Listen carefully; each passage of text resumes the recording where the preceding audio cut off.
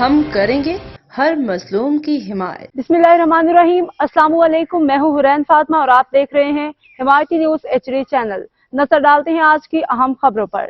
روزنامہ حمایتی نیوز عوامی مسائل کی آواز، ہر ظلم کے خلاف قلم کا ہتھیار۔ بھینس colony the horizon school and college کے خلاف والدین کا شدید احتجاج۔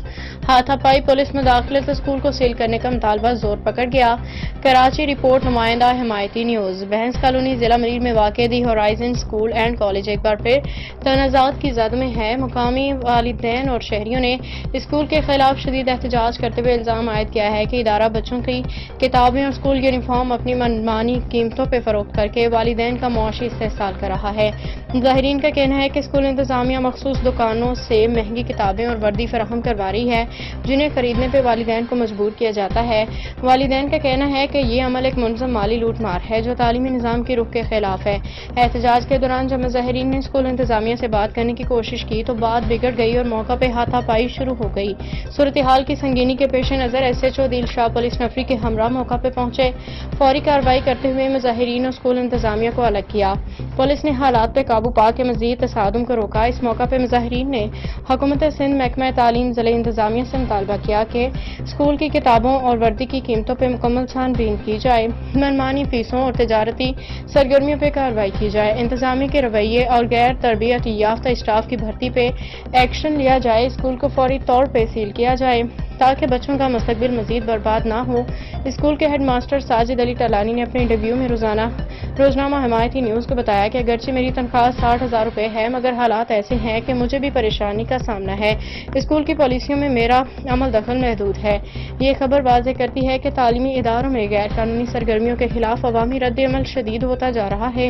ضرورت اس امر کی ہے کہ حکام فوری نوٹس لیں۔ روزنامہ حمایتی نیوز اس واقعے پہ نظر رکھے ہوئے ہے، آنے والی پیش رفت سے عوام کو باخبر رکھے گا۔ حاکم علی دل کی رپورٹ۔ بالکل ابھی اسکول کے سامنے احتجاج شروع ہے، میں آپ کو دکھا سکتا ہوں، اور یہ ابھی عامر کچھ لوگ میرے ساتھ موجود ہیں، ان سے زیادہ رائے لیتے ہیں تو اس کا کیا کہنا ہے؟ سر السلام علیکم۔ وعلیکم السلام۔ سر آج اجلاس کی جا رہی ہے جی رول نمبر 6 بھینس کالونی میں، یہ سب سے بڑا اسکول ہے، کیا وجوہات ہیں؟ سر جی وجوہات یہ ہے کہ ہمارے بچے شروع سے یہاں پڑھ رہے ہیں، ماشاءاللہ ہمارے بھائیوں نے میٹرک یہاں کی ہے، میری سسٹر نے میٹرک یہاں کی ہے، میرے بھتیجے میری بیٹی ہم سب نے ایڈمیشن ان کا یہاں کرایا ہوا ہے۔ سر انہوں نے سالانہ جو فیس بڑھتی ہے 10% قانون ہے جو یہ اپنی منمانی کے طور پہ بڑھا دیتے ہیں۔ ابھی انہوں نے سال کی 750 روپے ایک بچے کی فیس بڑھائی ہے۔ کم سے کم اسکول میں 800 سے 1000 ممبر ہے، لیکن آپ 500 کے ساتھ بھی 750 کو ملٹیپلائی دو 3,75,000 روپے بن رہے ہیں جو ایک سال ایک مہینے کی ہے جو اضافہ ہوا ہے۔ اس کے علاوہ اینول چارجز الگ ہیں، اینول چارجز کے بعد کورس جو ہے وہ آپ اسکول سے ہی لے سکتے ہو، آپ باہر سے نہیں لے سکتے ہو۔